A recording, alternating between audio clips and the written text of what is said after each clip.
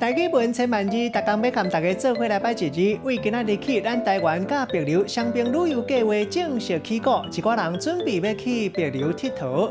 今仔日要甲大家小解，这一日就是去，这日去就是前往，就咱讲去旅游。另外做什么代志，咱嘛讲去，像讲去食饭、去佚佗。这日去嘛有离开的意思，或者是过往的意思，像讲有去无回，伊旧年就去啊。若是规个拢无啊，拢输去，咱会讲去了了。另外做会去、做袂去，代表讲做会完加做袂完的意思。放伫动词后壁，代表讲这个动作已经完成，像讲正去、走去、开去。若是讲气象解物，这个去就有消毒的意思。带大家做伙来小解两个词。头一个读做去了了，这个意思就是规个害了了，规个拢乌有去啊。